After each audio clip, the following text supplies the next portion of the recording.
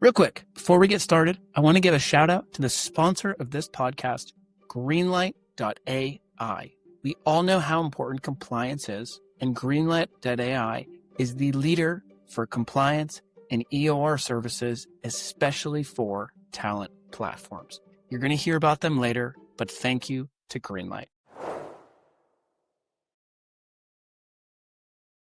Hi, everybody. I'm Tony Buffum with Human Cloud, Head of Enterprise Strategy, and I'm here talking with Lisa and Winfield. I'm going to let them introduce themselves, but before we do that, I'm just going to say how grateful we've been for a really exciting 2025, super excited for 2026, despite a lot of uncertainty and probably a lot of confusion. We're super excited about what's going to happen at the intersection of technology and talent, which is right where we live. So first, I want to turn it over to this exceptional guest that I have.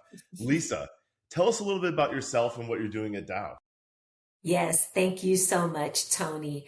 I am Lisa Williams. I am the Senior Director for Manufacturing and Engineering Operations Talent Strategy. I have been with Dow almost 28 years, fresh out of college. However, in that time, I've had the pleasure of working in multiple functions. I started my career as an engineer, as a mechanical engineer to be specific, in design and construction, but I also have a master's degree in supply chain. So I was able to work in the supply chain function for a long time and do a small bit of IT as a part of that function. Then I moved to procurement to lead a couple of categories in equipment and services, and then had the unique opportunity to lead an enterprise-wide corporate team to develop Dow's first ever contract labor strategy, which is where I met Winfield. And then since then, my role has evolved from that into the current role I have now in talent strategy and employee experience. I can't wait to dig even more into that. And as you're slowly checking off the boxes of every function in Dow, to get such a well-rounded background. But that's a great segue. So that's where you met Winfield Tufts, our other guest on the call today. Winfield, tell us a little bit about yourself. Hey, y'all. That's why Lisa's such a great fit at Dow. She's been everywhere and knows how to talk to all the functional leaders. Hey, so my name is Winfield Tufts. I live in Atlanta, Georgia. My career path has been in the consulting space. I've done a lot of supply chain and procurement transformation, and my career path put me in a position to think more about how do we optimize the services supply chain, which is essentially the extended workforce. I led a number of large transformational projects, Dow being one of them, where we got to think about the best of procurement, operations, and HR to think about what is that right and total mix to get work done, and how do we leverage our contract labor or extended workforce in a way that produces value. And since I left my Big Four firm, I now do the same sort of advisory work for clients on my own as part of Featherston Lee Consulting. That's great. Well, I love what brought both of you together. In Winfield, I like what you described before, classic problem. So let's start there.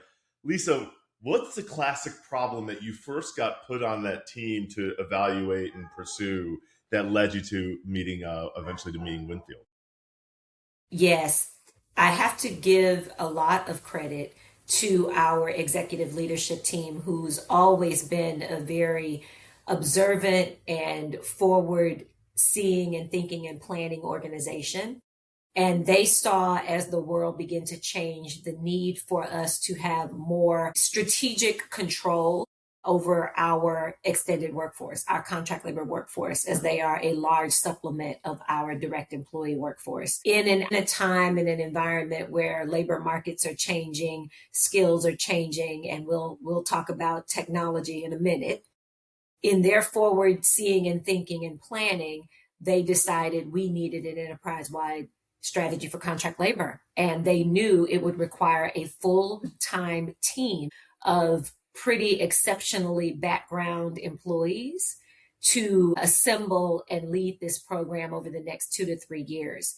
And that's what happened. And one of the reasons why Winfield and I clicked when we first met, and why several years since the project has closed in the original phase of our connection, we stay connected, is because the way Dow did this is the right way to do it. Yep. At the enterprise-wide level and with advocacy from the highest levels in the organization. You know, a few things to just jump on that.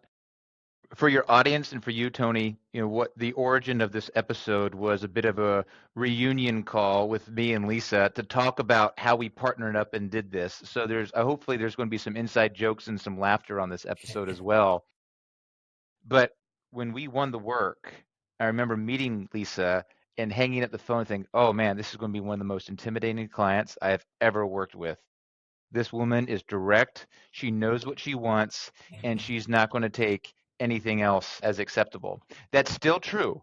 It was true, but what came out of that as well was, an alignment with her and her team and me and my team on a willingness to learn, jump in and collaborate. And I think there were some special personalities on that team that allowed for that let us lay the foundation for success. But a strong differentiator is like, I'm a career consultant and I have been on one project with a client team fully dedicated to solving for the project as well. And it was this team. Major differentiator in that is working with a client team fully dedicated as well.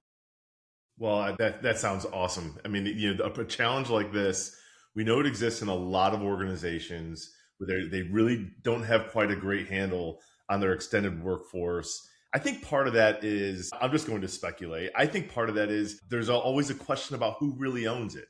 There's humans involved. So to me, HR should own it. At least that's my view from when I was in HR. But it's contracted, so procurement feels like they should own it. And then you have hiring managers typically in every function. And so what starts, I found it typically starts as rogue spend. Hey, we need to get something done. Our typical processes aren't going to solve for this. So let's just go out and find talent on our own and get that contract set up.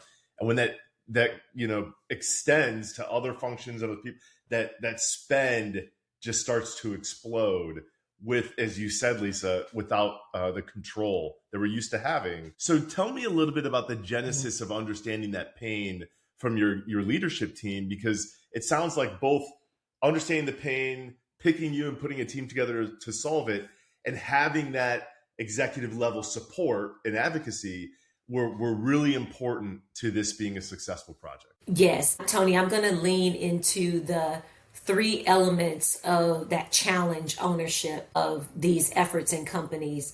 And again, why it worked in Dow. So you just mentioned that typically there are 3 functions or representations in the company that are battling out who owns what, and this is what makes it so difficult. Typically it's human resources, procurement, and wherever the hiring managers sit. The first thing Winfield and his team helped us to understand is that we had to name our contract labor and its purpose in Dow, and we needed to put structure around it. It needed governance, it needed an operating model, and it needed execution ownership. And in the model we developed, what was right for Dow is governance being owned by human resources, the operating model being driven initially by procurement, to your point, because these are contracted relationships, but the execution lives with the hiring managers who are providing the work to the contract labor. This is exactly why the team that was put in place full time represented all 3 of those functions. Originally with operations leading the effort, because we just lead monstrous projects. That's just what we do. We beat them into submission. But once we did that, the right answer was to hand off ownership to human resources. In addition to representation on that team full time, we had integrated supply chain, we had finance, we had IT and IS for the technology and the systems we knew we'd need to enable. And that many operations were represented in a couple different ways because we have the biggest headcount. That was my first answer to bringing in the 3 elements you just outlined, Tony, and I'll yield to Winfield for his insight as well. When someone says who owns it, procurement or HR, my answer is yes. Who cares? In some ways, who cares who owns it? Who's ever in charge of it now? Great, keep it. Let's build a governance structure under it and let the data tell the team who should be the owner, and then where you want to take it should be the long-term owner. But have a council of cross-functional leaders who can use information, make better decisions faster, and stay connected. So I think about when I'm working with other clients that are wrestling through this contract labor, contingent workforce services, procurement, SOW, whatever term you want to call it, problem, it's the first question is, what do you mean by that? Let's define and segment your entire non-employee population and figure out who are you trying to tackle and who are you not, and how big is that spend? And that can quickly size the problem. And then if we think about, all right, we're going after staff augmentation, or we're going after BPO resources to solve a certain control point, but we can say, all right, from a process perspective, how do we do that? How do we execute not just linear source to pay or linear hire to retire processes, but we think about it more from a life cycle. And we think about the life cycle, you realize you take a step back and you have procurement interacting with ops, who's interacting with HR, who's interacting with IT. You start to find silos. Mm-hmm. But when you think about it from a life cycle perspective, we have to bring process owners in to figure out how do we connect, where are those control gaps, are our policies aligned? It's not just always technology controls that we can bring in and automate. And then with that, naturally, you have cross-functional ownership in the process. That naturally feeds cross-functional collaboration and governance structure that is not inhibitive, but enabling. And we are able to build that at Dow, and we've been able to build that at other projects as well, where you have a cross-functional team working together in execution, if you will. You have the cross-functional leadership sitting in governance council, steerco, et cetera, but you also have cross-functional governance sitting in the EVP chief C-suite level, right? So you have alignment across all the verticals to work together across a life cycle. That drives outcomes that enables faster decision, greater value, and really, again, as we think about what we're here to talk about, bigger picture, how do we get work done in a different way that's more agile? Mm-hmm. That's well, both of you really touched on starting to get your arms around that big problem, certainly cross-functionally. And I couldn't help but visualize in my head before and after. Like before, with the lack of governance, what does it look and feel like? Enough to a point where that pain is identified, a solution's needed. And then if you just fast forward, paint a picture for me of what the after looks like in terms of that new structure and the kind of results. Like how are you doing the comparison to really identify and pull out the ROI of all this effort? Maybe Lisa, I'll start with where we were, and then since we've handed and transitioned everything over to your team, you can talk about where y'all are now in 2025. Mm-hmm. You know, we got into the first foundational framework of terminology was kind of just this realization of we have all these cross-functional team members here because there's been a realization that the contract labor population is massive, just as big as our regular workforce, but we need to have just as much control and strategy over our non-employees as our employees. But nobody is calling it the same thing. The story that I like to say is in that moment, there were 5 different people talking about contract labor, but when I asked them the question, I got 9 different answers. Nobody was coming from the same perspective. And that was pretty relevant across up and down the org chart, across the bit, like nobody had a point of view on who was a contractor. What do we mean by contract labor? And therefore, you didn't know who the suppliers were. You didn't know how much the spend was. You didn't know what risk you were really trying to manage or mitigate. So by simply saying, look, let's take the information we have. We refused to believe that data was so bad we couldn't size or measure anything. If we agree on some simple definitions, and we use really simple language, staff augmentation, managed projects, and managed services. Language that is generally neutral, i.e. not politically charged, because there's not been an argument over that type of language in the past. Mm-hmm. And we say, all right, if we can agree on a general definition, where are the suppliers and the spend categories that generally fit these tranches? And now we can start to size the prize and say, how much are we spending in staff aug versus BPO or versus managed services versus projects? And where do we think there's greatest risk based upon qualitative input? So we started to form this structure as we started to align and come to a common terminology. That allowed us to go to our steerco and our EVPs and say, did you know that the billions of money spent breaks down into these 3 things, into these 3 areas? These 3 areas likely have greatest areas of control risk here, here, and here.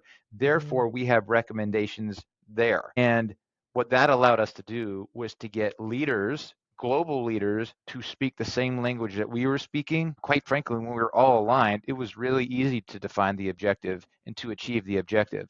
Some of the objectives were as simply as one global policy that relieves stress amongst hiring managers, one global policy on duration or tenure limits that relieves stress across the business, so on and so forth. They were small, quick wins, but everybody was aligned on them. And then a third longer term win was recognizing where systems and tools that weren't in place didn't need to be homegrown, but we had a line of sight as to where in the market to go buy. And we bought those tools and we got those systems, right?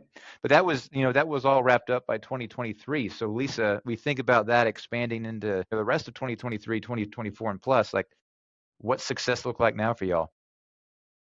One very tangible example is as we have navigated this economy in 2024 and 2025, particularly for the chemical industry, which is very, very stressed right now, we've made some very sound and quick decisions about how to best deploy our contract labor investment. And without getting into a lot of detail, it's right, here's the work that we need covered. Here are the suite of contract labor companies we're using. Here's where we had success in the past and where we haven't. And how do we rebalance that investment to get the workers we need in the right places at the right prices for business success? But we were able to do it not just at a plant level or even a site level. We were able to do it at a region level and a business vertical level, which we've never been able to do in previous chemical or economic cycles. And it has been huge for Dow's performance in a very challenged industry marketplace right now. Well, yeah, Lisa, one of the things is you're talking about the intelligence that you gathered from that is the team. We also made decisions, or we helped make recommendations with information that we had that was structured, but we weren't letting ourselves get tripped up in an obstacle of we need this tool or we need this technology. A lot of the things we did was very low tech. It was before the technology. Yeah. It was before the MSP and the VMS. I can't help but wonder, Lisa, for both of you, as you're getting this project started, and really you're envisioning a future state where this is a bit more centralized in terms of its operation. I'm wondering, were there any surprises? And that shift to a more centralized, more controlled environment, was there resistance? And that's a little bit of me like having mini PTSD from past projects and people saying, look, don't fix it if it's not broken. We like the way it happens now. We like that everything's kind of like a little bit wild, wild west. From a corporate perspective, you're like, no, nobody. There's a lot of issues and errors when we manage it that way. So I'm curious about the surprises and the resistance during that implementation. Sure. So of course, our hiring managers have been managing their contract labor populations for years, decades in some cases. Yeah. And of course, when we started to introduce this approach, or the burning platform for this approach, they were hesitant.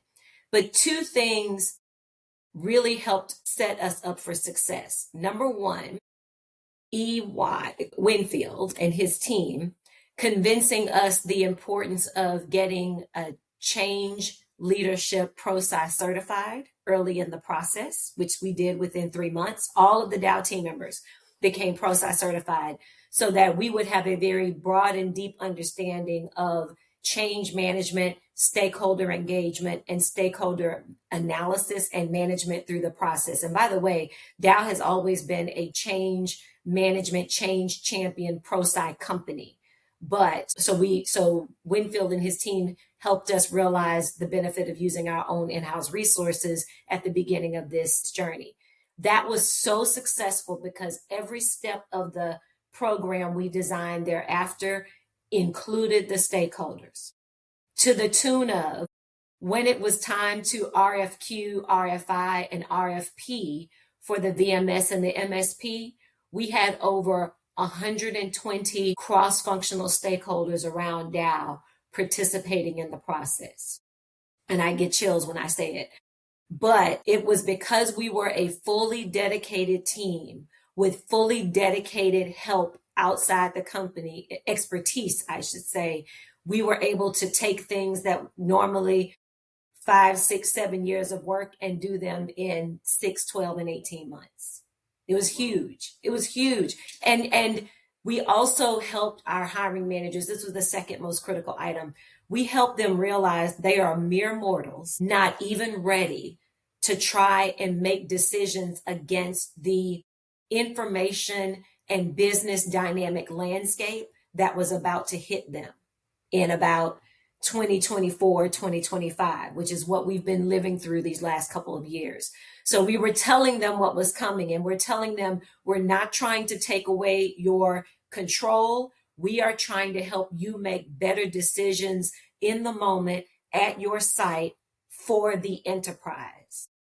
We must operate in a business modality where everyone is making better decisions for the enterprise and not what's just good for you and your work group, because that is what's going to enable business success starting in about 2024 and 2025. And let me tell you, we still have our challenges, but those are how we're making decisions about contract labor now that are absolutely enabling the successes we're seeing right now. Yeah, that's excellent. I've seen surveys of hiring managers, leaders that have flexible workforce strategies consolidated and in place. And one of the biggest high-level response rates is, do you feel confident in being able to make decisions in the future? Like, what's your level of confidence? It's always very high with those folks that have these flexible workforce strategies in place, because they can do what you said the result was, Lisa, which is make better decisions quickly in a really murky environment, so that overall the business is better off. Sometimes it feels like, I think for hiring managers, they like the control they have and they just want to keep it that way. But when you make this improvement and now you have better visibility of the data, better insights, of course you make better decisions. It's just hard to appreciate that when you go in, especially on a really long, like several months or even years project. Sometimes that kind of thing all the time. Yeah, the devil is comfortable, right?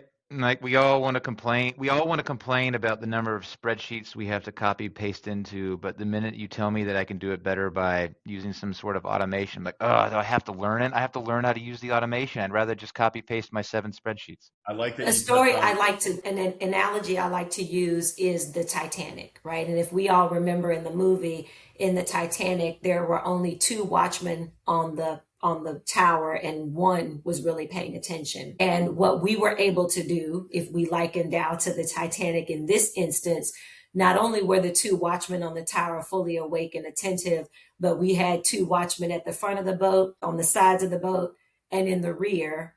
And we had super high powered light beams that allowed us to see miles and miles and miles ahead, and sonar that we were able to respond to, because we absolutely righted the ship and adjusted the course quarters before we would have hit that iceberg. Everyone, real quick, I want to talk about the risk that is involved with an independent workforce. No matter where you are, whether it's the US, whether it's Brazil, whether it's the EU, whether it's London, there is risk in how you classify and how you work with individuals. Unfortunately, it's not as easy as just paying someone.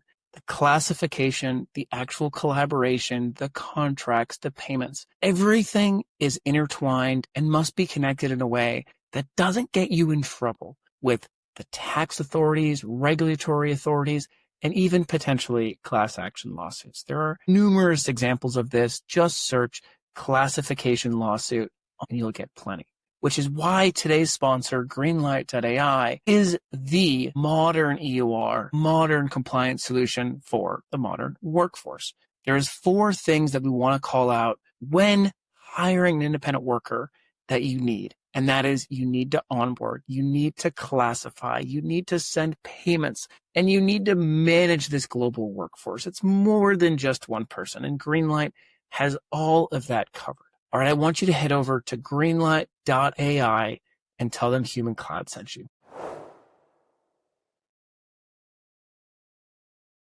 And I think, again, going back to how and why were they able to do that? Full-time cross-functional project team that was meeting with their steerco regularly, that was meeting with their C-suite regularly. They had a great team leader in Lisa. People were given a charge to go do it, and they took very serious responsibility of it. And they stayed on that. Those projects weren't just a year. It was 2 years, Lisa? Right? It was, well, I mean, the original phase, you all were with us for 2 years. Yeah. So there was a recognition of a need and a willing to invest in it, which you don't see that often, but it paid out. And in the 2 years since, the governance body, the strategy, the operating model, and now enabled with an MSP and a VMS and other contract labor industry best practices that you can't absorb if you don't have a governance system and an operating model, all of that still lives in Dow today. It is now a part of our business strategy and our operating fabric. I like that you touched on it, Lisa, because now, of course, I'm curious. Winfield mentioned automation. You mentioned these new partners. What has this enabled, this initial project, in terms of ongoing or continuous improvement through these next steps? So one example is realizing we did need a VMS and an MSP, a managed service provider and a vendor management system. I mean, we are a large organization with a lot of spend. We needed some help managing that. And we needed the digital capability to even better see the data we were collecting so that we could better manage that worker population for return on investment of the contracts we were putting in place. And as work continues to change in our environment, you need visibility to your systems in order to follow, if not precede that change. So one example, a really good one is, first of all, we ran our RFIs and RFPs, VMS and MSP in parallel. That's a whole nother conversation for another podcast for another day that we are very proud of. But even recently, as we get into our third phase implementation of implementing the VMS and the MSP has allowed us to see some better ways of managing our contract labor supplier base, right? So we have hundreds of contract labor suppliers that we use around the world. And as we've continued to implement across the regions, we can see how to better right size that portfolio of providers. And when we're doing the right sizing, better negotiating the contracts with those contract labor supplier companies for the kind of talent we need today and the ways we need to measure the effectiveness of that talent in our organization today, and accounting for how dynamic some types of contract labor we are buying are in the marketplace. We couldn't do any of that before the contract labor strategy program. I can't help but wonder, you touched on some of the ROI. We've touched on, hey, now we've got visibility, we've got better understanding, better ability to make decisions. What are some of the other bright, shining results, impact of this investment that you saw after the fact? I'll keep it simple but many organizations are wrestling with the work being done in your workforce right now. Many organizations, leadership and many organizations know there is a certain kind of work that should be done by your employees and a certain kind of work you should buy contract labor out. Trying to understand where to draw that line or how to balance that work across your total workforce as a total workforce strategy is a new capability we have because we developed a contract labor strategy. And this is huge because if we want to fold in AI, artificial intelligence, to the conversation now and upskilling and reskilling your organizations to maximize whatever AI investment you are about to bring in, you have to rationalize back down to the work that is relevant now, not relevant 10 years ago, the work that's relevant now and into the future. What part of your workforce is best suited to do that work? Is it employee or non-employee? And then how are you going to structure and manage that work for maximum return on investment?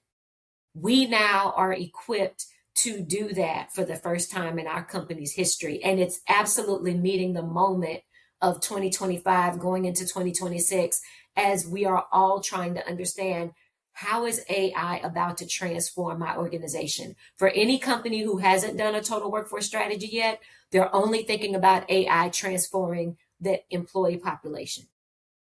But you have to think about how AI is going to transform your total workforce. And you have to understand and have control of both populations before you can do it in a way that will best maximize efficiency and effectiveness in your organization, in my I love opinion. that. I mean, first of all, organizations that are doing workforce planning in general, I've always believed if you're just looking at your full-time workforce, you're not actually doing full planning. You're missing so much of what's happening. And when you look at the entire thing, you're able to ask the self-reflective questions of, why do we use employees for this and contractors for this? And you should have an answer to that. And maybe it's just, hey, because I can get the contractors faster. It might always not feel like the best answer, but you have to have an answer. One, so love that total workforce planning perspective. I also think we should all congratulate ourselves, pat ourselves on the back, because we made it 29 minutes into this podcast before we said AI, which I think I for agree. 2025 is a record. I agree. I think it's amazing. But we also knew it had to come up at some point because it is having a massive impact on the way that we think about how we get work done. Tell me a little bit, now that you're able to do that planning, you're thinking about the impact of AI, what are some of the conversations that you're able to have? And what are some of the insights that you're able to kind of plan and try to predict for as you look forward to 2026? I'm going to keep this simple, and I'm only going to refer to my team, which does talent strategic planning, right, for operations. And as we look at some of the work we do in recruiting, for example, and this would be early career recruiting, engaging at the universities. There's of course company branding and understanding our demand needs in our workforce and engaging with the stakeholders who need students to come in for internships or co-ops or what have you. Our team members are best equipped to do that work. However, where we decide to go recruit, schools, conferences, other programs, that landscape is changing significantly. And there is absolutely quantitative data you can capture in the marketplace over the last 3 years that are starting to change our thinking about how we've done traditional recruiting over the last 30 years. So that's the difference, right? We want to focus our humans, our employees, on their skill and experience, on how they engage the internal stakeholders to understand our needs and connect with the students, and the relationship building of finding the right and best talent to bring into Dow. But the quantitative aspect of where we should go and how we should go and where we're investing our money into doing these things can absolutely be better AI enabled to help us make better decisions about what the humans go do. I'm curious, Winfield, I mean, you see this not just at Dow, but across multiple different clients. And when you see the way that they're starting to anticipate and prepare, or maybe already have executed AI implementation within their workforce, I'm curious what that looks like, but especially how that bridges both their full-time and contract workforce.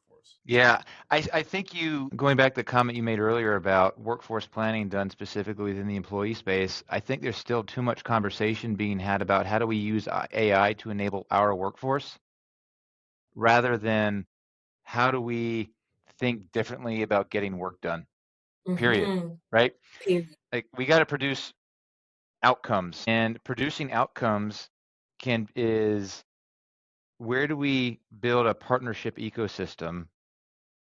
How do we use employees? How do we use contractors and whatnot in order to grow business?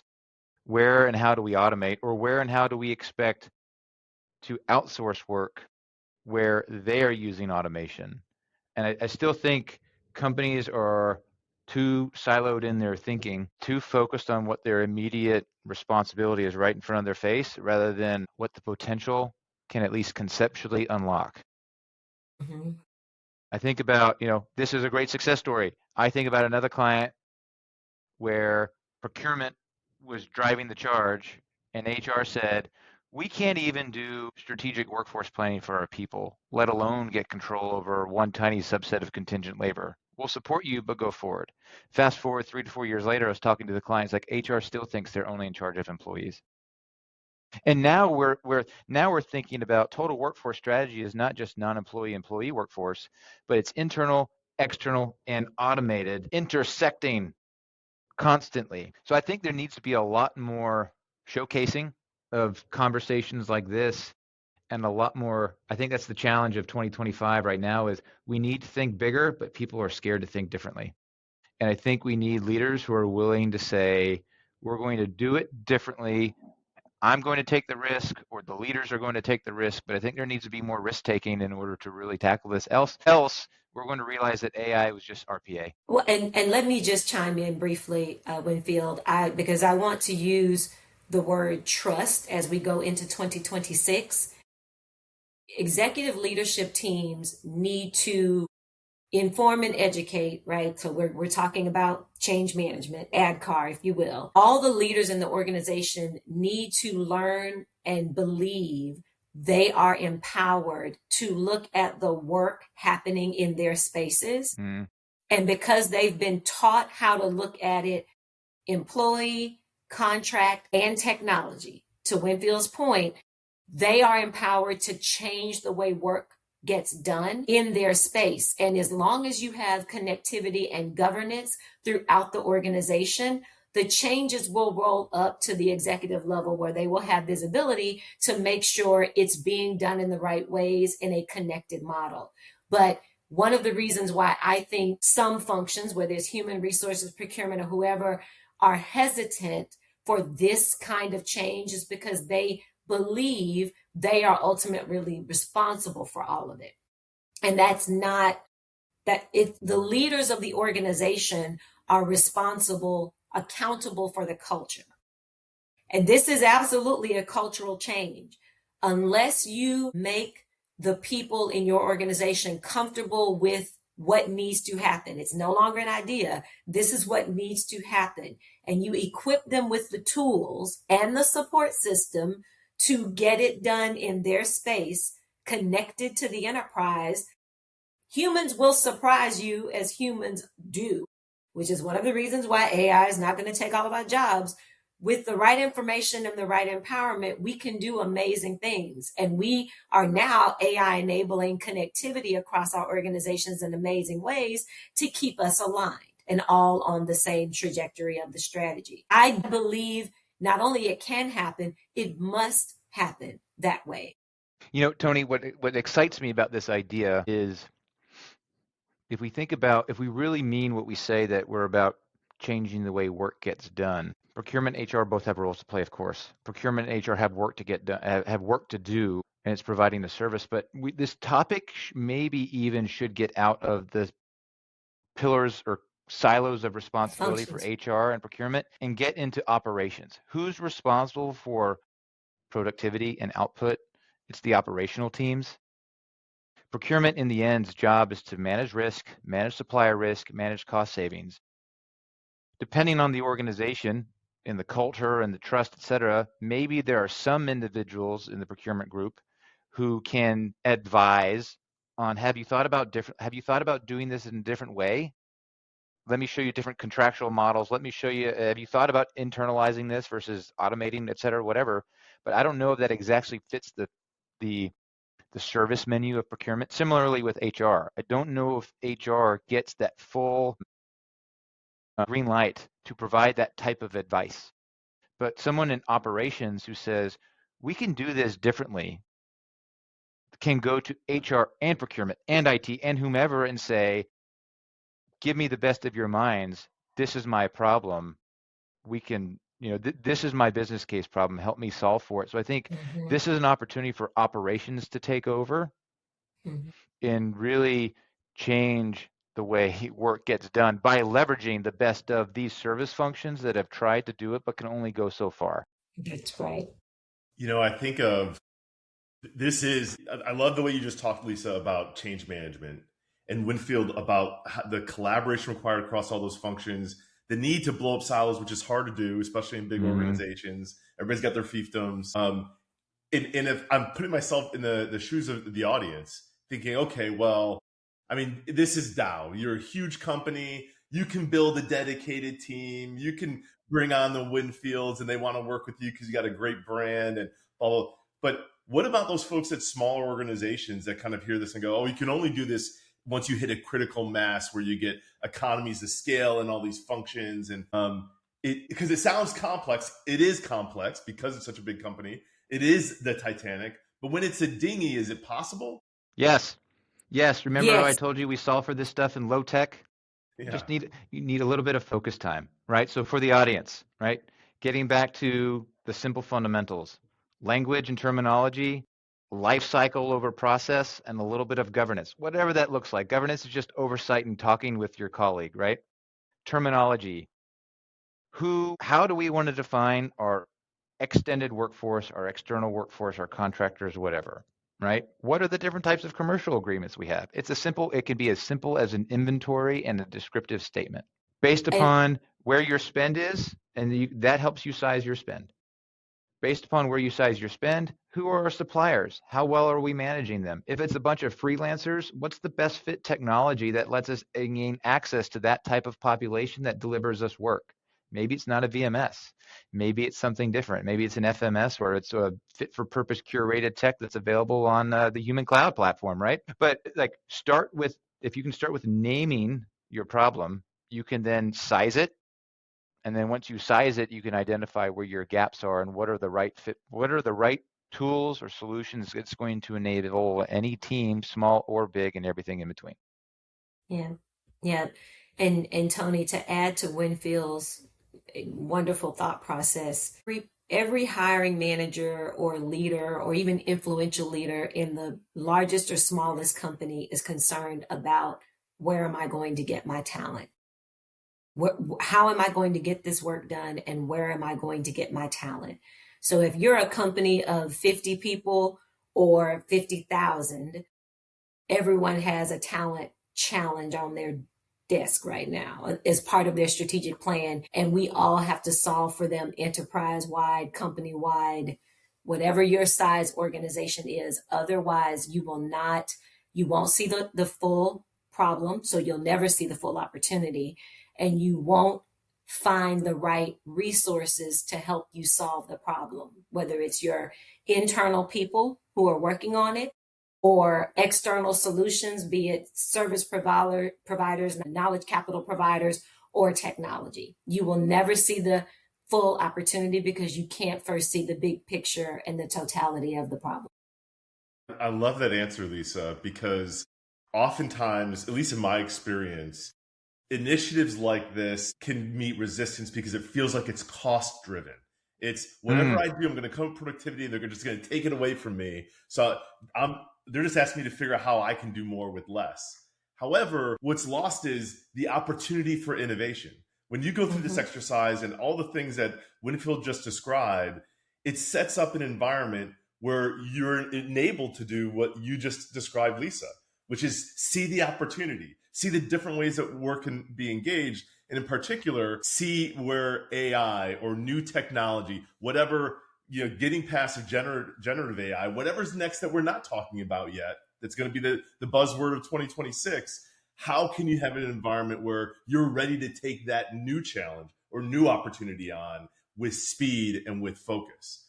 So with that, let's wrap this up with both of your predictions for 2026. And it can be anything you want. It doesn't have to just be about the flexible workforce or how great Human Cloud is. It can be about, what do you think is going to be the movie that's going to win Top Picture?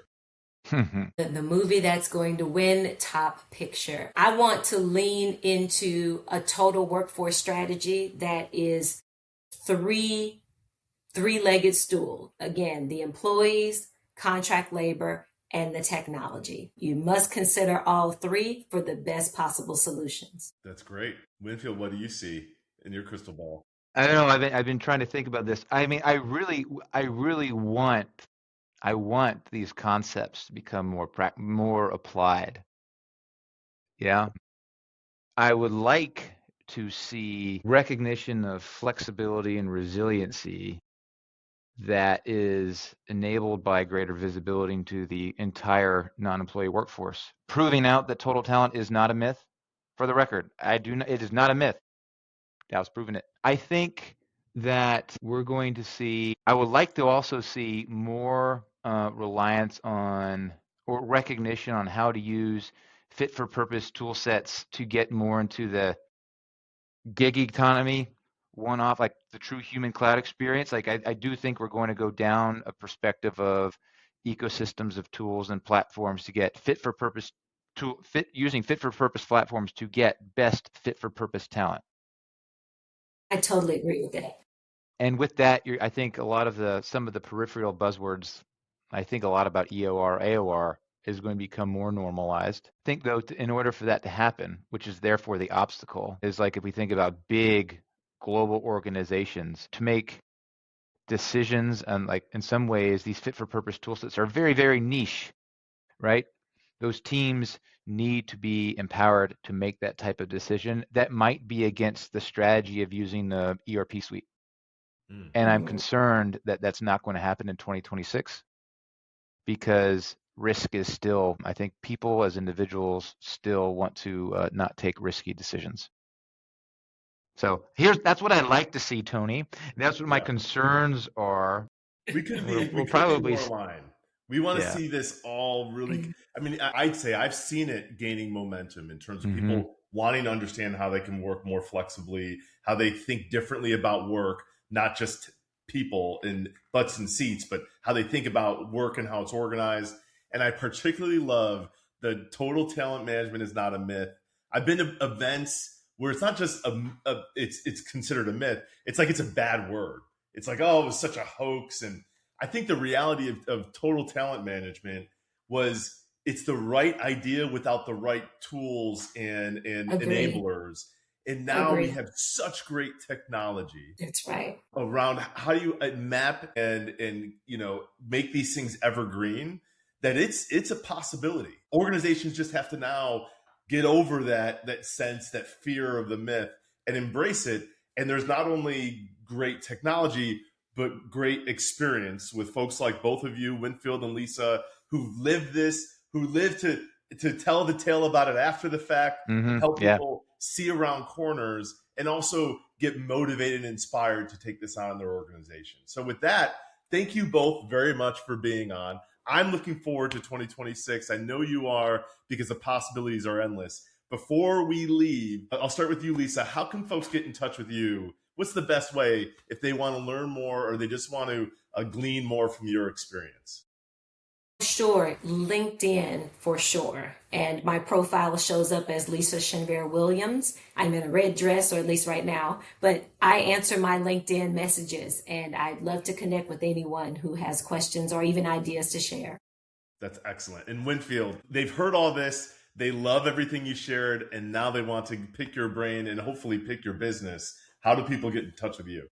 Yeah, you can find me on LinkedIn as well, /Winfield Tufts. You can also send me an email at winfield@featherstonlee.com. Excellent. And hopefully if they're listening to this, they already know how to get in touch with me in Human Cloud. We hope they do throughout the rest of the year. Thanks again for being on, and have a great year. Thanks, Tony. Great to see you, Lisa. This was awesome. Thanks, Winfield.